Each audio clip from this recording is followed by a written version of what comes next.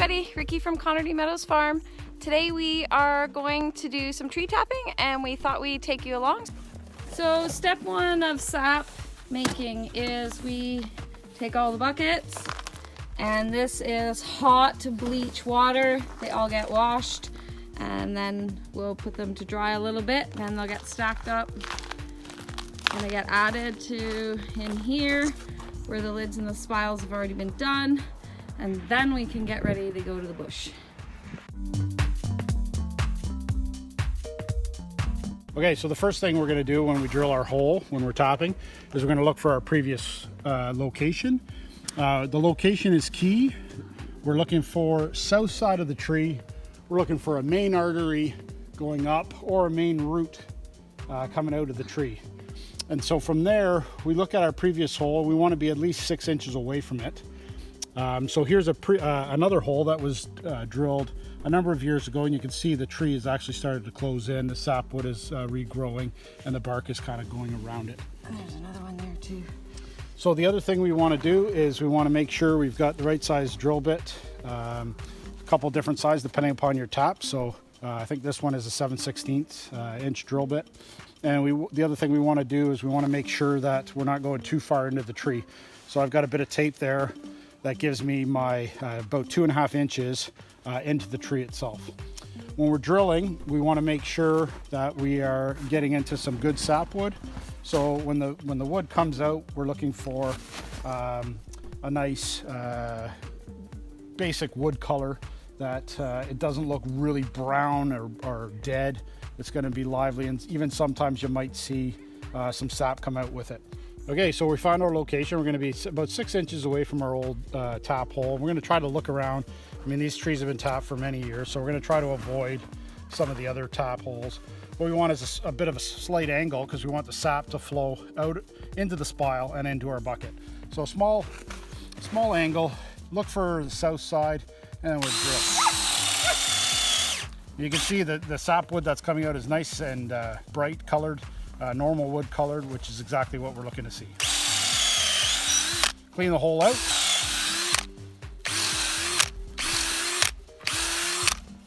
And then we'll put our spile. Here's the color of the shavings that have come out of the tree. Nice, normal, healthy tree color. Okay, so we're going to put our lid and our spile now. So we've got a tool here, so we're not hitting directly onto the spile itself. It's tapered.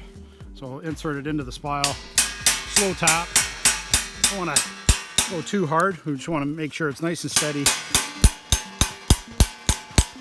And then once we're there and we feel the resistance, we'll give her a little twist. And it's not quite in.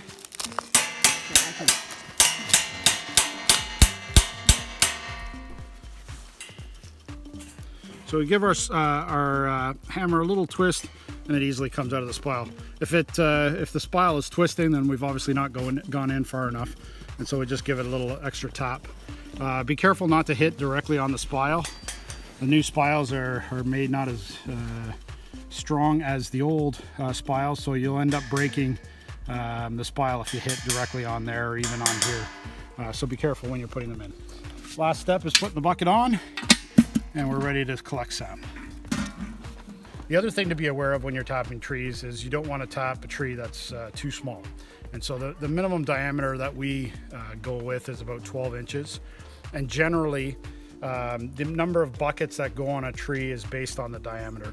So typically, we use roughly about 12 to 20 inches in diameter. We'll put one bucket on a tree. Some people will go more, but these trees have been tapped for many years, so we're giving them a break. And generally, we're only putting about one bucket. And on the bigger trees, 24 inches in diameter, we're looking to put possibly 2 buckets on those trees.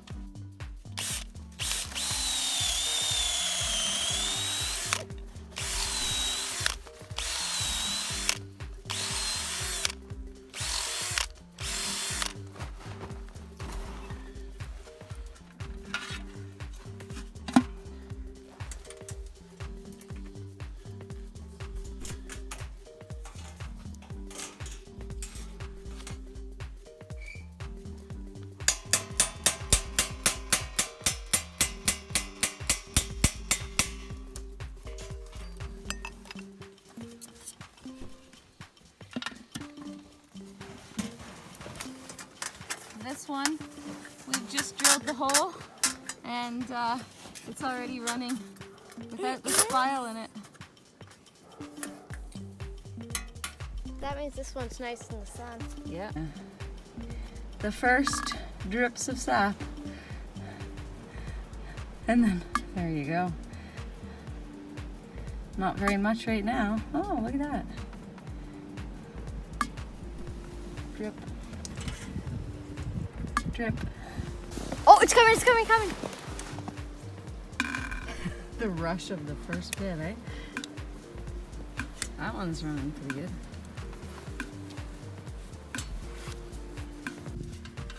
Okay, so the spile's on the tree, and we hang the bucket, and then on the top of the bucket, we put the lid, that keeps out all the rain and snow that might accumulate.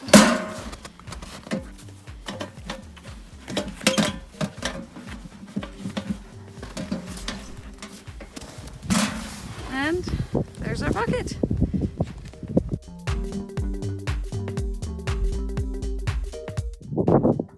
Sap boiling has commenced.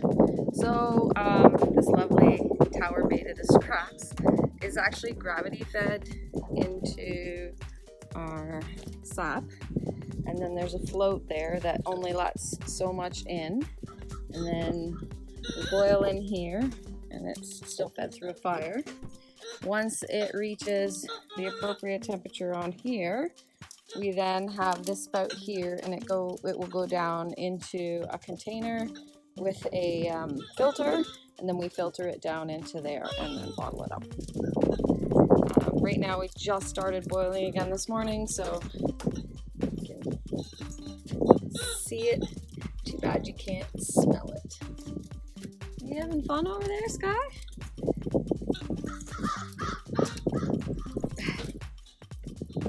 Everything's such a mud pit right now.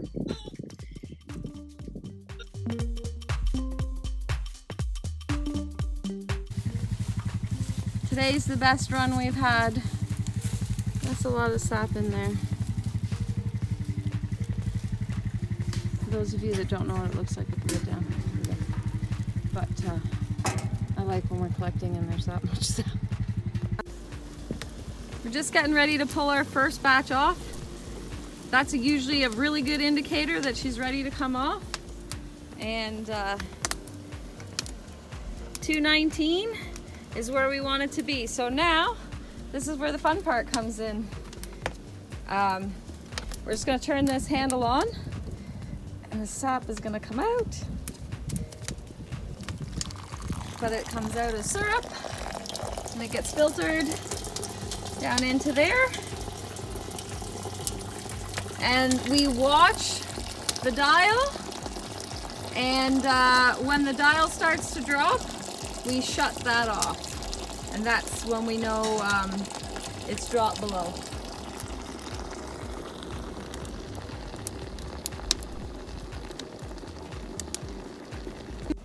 So I'm sorry I had to turn off, but I needed to keep an eye on this and this at the same time, and I couldn't do that with a camera in my hand. So now what we're doing here is we are allowing this to naturally filter. You don't want to squeeze this bag, because what'll happen is the stuff that you're trying to stop to get through will actually go through if you squeeze the bag.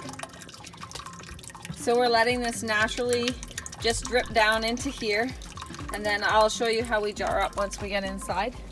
So the other thing that we have to do while we're doing all of this in a hurry is we have to make sure that our gravity line is filled up so that there's always sap coming in, so this doesn't go down too far. And you can see the new sap comes in that one and then moves its way through, and you can see the ones that are the hottest. They're the ones that are boiling. So there we go. So now we just wait for this to finish filtering. This is the importance of filters. You see all the black yucky stuff in there? That is why we filter. And we don't squeeze this. We don't want the sediment to go through to the bottom. We just let this filter take its time. And you can see it's still draining slowly. So it's probably filled to about there or so with the syrup. Slowing down a little bit. After we've strained into the pail, we now put it in a thick bottom pot where we can carefully control the temperature to completely finish the syrup. It's almost syrup now, but this just gives us a little more control. Okay, we're nearing the end of this boiling session, and what we're trying to look for is when the syrup is going to be ready. So we want a nice thick syrup. So we're looking at 219 degrees Fahrenheit, which is roughly about 7 degrees, or it is 7 degrees above our boiling point of 212 Fahrenheit. So what you do is, I've got a temperature or a thermometer here, and right now it's showing just below 219 degrees. We've calibrated this so we know it's reading a little high. So right now we're actually sitting pretty close to about 218 Fahrenheit. And so what you want to do is you want to pull some syrup into your spoon, and you're just going to slowly let it drip out. And what you're looking for is when that droplet starts to stick to the spoon and adhere to the surface of the spoon, it'll actually make what's called, the leaf. And from there, your syrup is starting to get thick enough. So right now we're not quite there. You can see the droplets are just flowing easily from the spoon, and they're not sticking or adhering and making a bit of a leaf shape on the spoon itself. So we're probably still about a degree and a half away before this is going to be ready to bottle. Okay, we're getting pretty close now.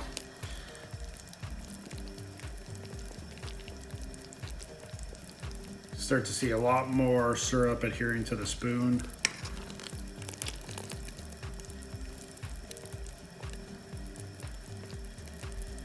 You can start to see it starting to make that nice leaf shape, still adhering to the spoon, nice and thick.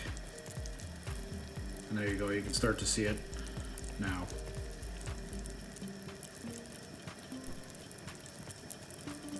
So I'd call that pretty close to done. Okay, so we're nearing the end. You can see this syrup starting to foam up, so we know we're getting close. So what we do is called leafing. We just let the syrup pour out of the spoon, and we're looking for the droplets, and we're looking for adherence to the spoon. So you see it's starting to thick, and then when the droplet lets go, it still adheres, and it kind of makes the shape of a leaf almost. So we're gonna call that pretty well good. Again, temperature is looking at roughly about 219. I like to bring it up just a little bit more than 219 Fahrenheit, just because we like thick syrup. So there's a good evidence of leafing there.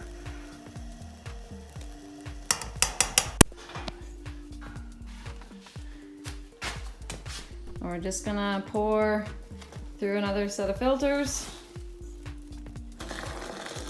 So this is double filtered again. This will be the second filtering, but in actuality it will be 4 times filtered. 2 filters per filtering.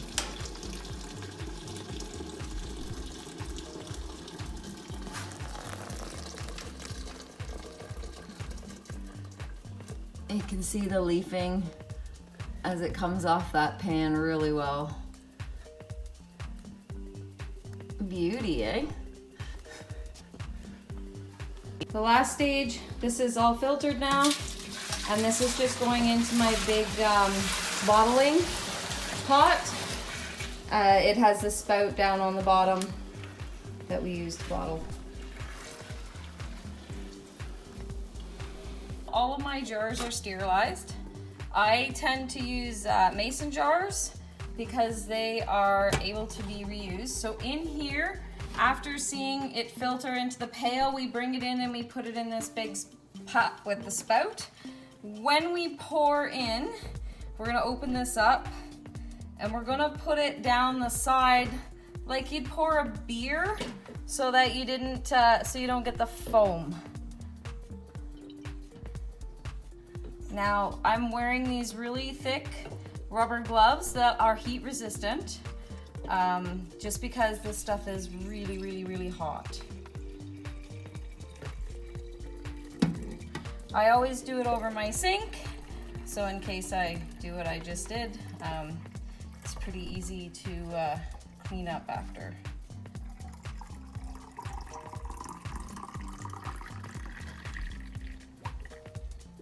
Okay, shut that off. And then we're gonna take a damp paper towel, and this is to make sure that there's nothing sticky, preventing the seal. We go around the outside, our sterilized lids and our rings. And then we're gonna put this somewhere where it can cool down without being bothered. So I'm actually just gonna take it over and put it on a towel on my counter and let it cool down. They will automatically seal on their own. All right, I'm gonna go ahead and finish bottling up some more. Hopefully I won't get in your way too much as I do a few more.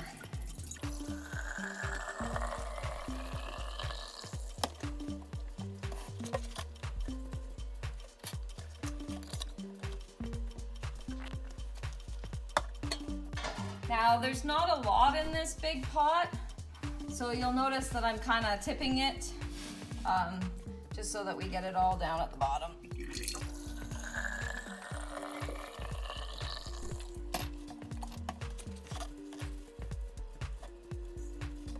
If there's any sticky syrup left on the seal, it won't seal properly.